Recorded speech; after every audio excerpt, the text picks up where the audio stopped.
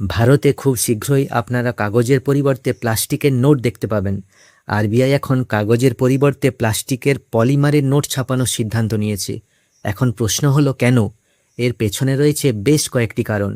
Polymer নোটগুলি কাগজের নোটের তুলনায় 2.5 থেকে 4 গুণ বেশি টেকসই হয়। এগুলি জল, আর্দ্রতা এবং নোংরা আবর্জনার কারণে সহজে নষ্ট হয় না। আর এগুলিতে থাকা ট্রান্সপারেন্ট উইন্ডো, হলোগ্রাম এবং অ্যাডভান্স সিকিউরিটি ফিচার্সের কারণে জাল নোট তৈরি করা খুব কঠিন হয়ে পড়ে। যদিও শুরুতে এগুলির প্রিন্টিং কস্ট বেশি হয়, কিন্তু অতিরিক্ত টেকসই হওয়ার কারণে এর সামগ্রিক খরচ তুলনামূলক কমে যায়। কিন্তু এর মানে এই নয় যে আমাদের কাগজের নোট পুরোপুরি বন্ধ হয়ে যাবে। আসলে আরবিআই প্রথমে 10 এবং 20 টাকার ব্যাংক নোট পাইলট প্রজেক্ট হিসাবে শুরু করবে এবং তারপর ধীরে ধীরে নোটগুলি পরিবর্তন করা হবে। আরবিআই এই প্রস্তাব 2009 সালে দিলেও প্রযুক্তিগত সমস্যার কারণে এটি ইমপ্লিমেন্ট করা সম্ভব হয়নি।